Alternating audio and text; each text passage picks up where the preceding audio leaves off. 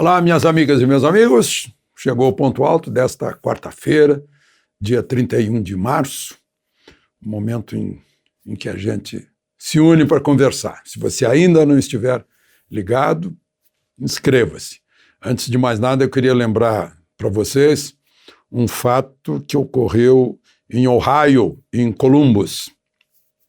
O sujeito estava com um revólver na mão, ameaçando se matar na rua, e um atirador da polícia, a uns 20 metros de distância, com luneta, deu um tiro, arrancando o revólver da mão dele. Não aconteceu nada na mão, o revólver se partiu em 3. Resolveu o assunto. Estou dizendo isso para a gente pensar na solução lá da Bahia, lá do Farol da Barra, com o PM Wesley. Será que precisava levar 10 tiros, no mínimo? E um fuzil é um alvo bem mais espaçoso que um revólver. E ali os policiais estavam a menos de 20 metros de distância. E eu sei que o BOPE tem excelentes atiradores. Bom, a Corregedoria está investigando, o Ministério Público está acompanhando, não sei o que vai dar. Bom, eu falei em 31 de março, vamos ao 31 de março, antes de mais nada, lembrando de que você, ao final, não esqueça de dar o seu like ou o seu dislike. 31 de março na conversa de hoje.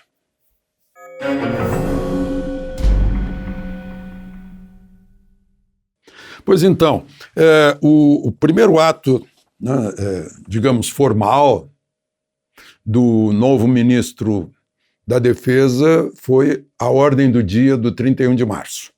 Ele disse, resumidamente, né? Eu vou só ler a primeira e a última frase. Eventos ocorridos há 57 anos, assim como todo acontecimento histórico, só podem ser compreendidos a partir do contexto da época. O movimento de 1964 é parte da trajetória histórica do Brasil. Assim devem ser compreendidos e celebrados os acontecimentos daquele 31 de março. Entrou no noticiário assim como se fosse E agora vai ser assim, assado. Não, no ano passado teve uma ordem do dia igual, que diz, resumindo, né, só uma frase, o movimento 64 é um marco para a democracia brasileira. O Brasil reagiu com determinação às ameaças que se formavam naquela época.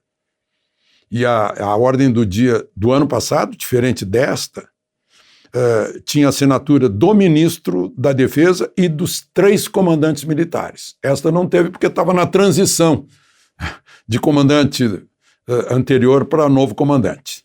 Então, assinou só o ministro da Defesa. E do ano anterior, 2019, ordem do dia também, lembrando que foi o povo, né, e foi o povo, a opinião pública, que foram às ruas e exigiram a derrubada do presidente da República. Bom, eu vi uma manifestação do ministro do Supremo, ministro Barroso, falando assim que não se deve lembrar, não tem nada para comemorar, etc. E aí eu lembro que, certa vez, o então presidente do Supremo, ministro Dias Toffoli, deu uma declaração semelhante à do ministro Barroso hoje, falou em golpe militar e tal, e à noite daquele dia eu o encontrei no aniversário de um amigo comum. E aí eu falei para ele, ministro, eu sei que o senhor nem estava nascido ainda em 64, o ministro Barroso já tinha nascido, tinha lá uns 5, 6 anos de idade. Eu sei que o senhor não tinha nascido ainda e certamente o senhor ficou sabendo por outros meios, por segunda mão, terceira mão, né, de algum historiador, e ele confirmou que tinha lido num livro. Aí o historiador já também foi procurar fontes primárias, né, e dar a versão dele, né, o ponto de vista dele. Aí eu disse para ele, ministro, presidente, se o senhor me permite, eu vou contar o que aconteceu, porque eu tinha 23 anos de idade, e aí eu vou contar para vocês o que eu contei para o ministro Toffoli, inclusive porque aqui fala, né, que os fatos só podem ser compreendidos a partir do contexto da época, diz a ordem do dia de hoje. Então, qual era o contexto da época?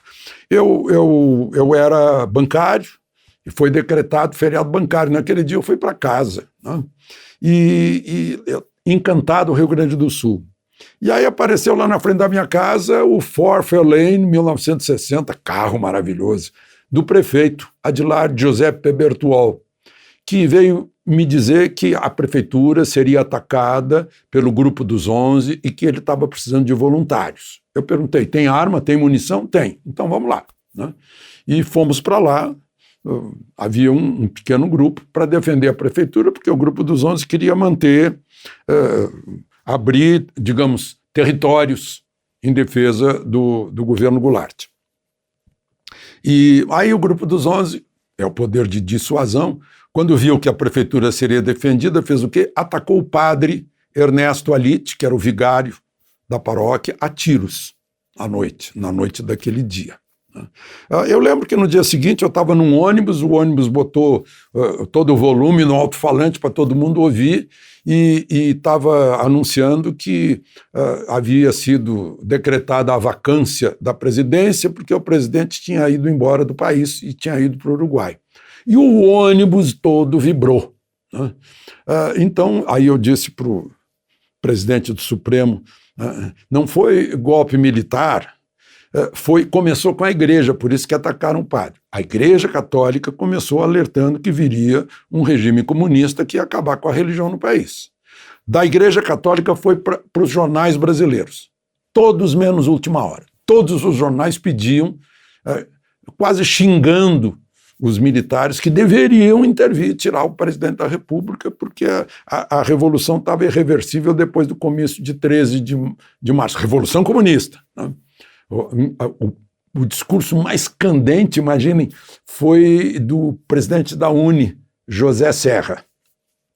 Era assim, pendurar os donos dos jornais no poste, né? E então, aí foi o povo para a rua. Numa proporção em relação às populações do Rio, São Paulo, Belo Horizonte, muita gente na rua. E, por fim, desceu lá de Juiz de Fora um general, a tropa indo para o Rio, e aí veio uma espécie de bola de neve, né?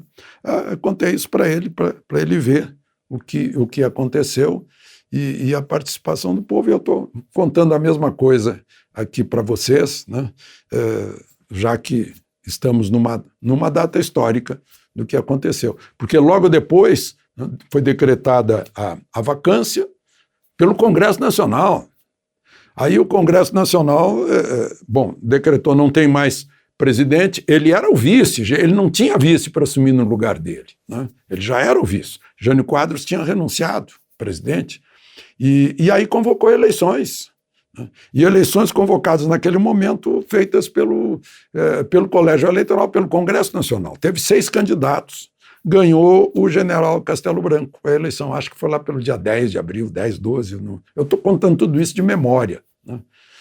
Então, era isso que eu tinha contado para o presidente do Supremo, queria contar para vocês também. E olha que coincidência, né? Um grande amigo meu é o filho do chefe do Grupo dos 11. E o chefe do Grupo dos 11, eu conheci, é uma pessoa íntegra, uma excelente pessoa era,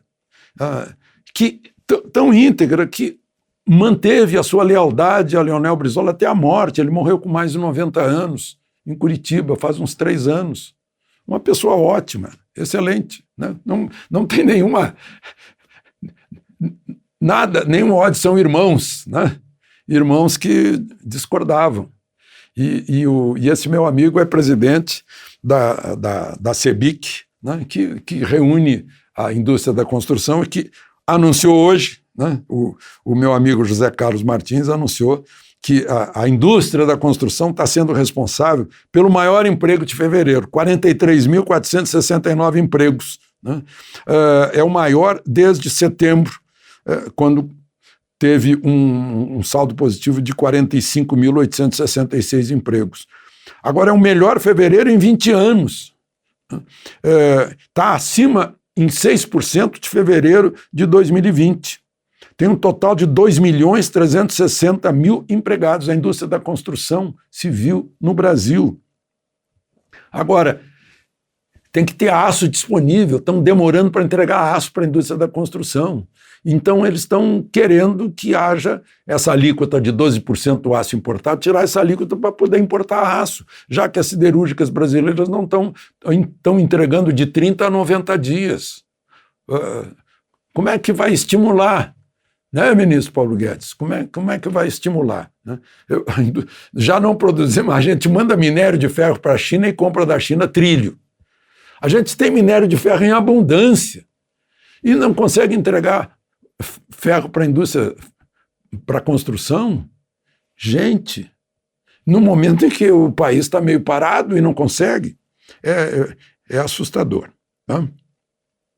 Agora, a CEBIC mandou também um resumo da medida provisória que saiu para facilitar. Eu vou falar disso amanhã, porque interessa a todo mundo, interessa aos pequenos empresários. Saiu uma medida provisória que facilita tudo, para criar empresa, para fazer os contratos, né? Tira a burocracia, a inscrição, os alvarás. Amanhã eu vou falar mais sobre isso, tá bom? Porque hoje tem mais coisa aí, né?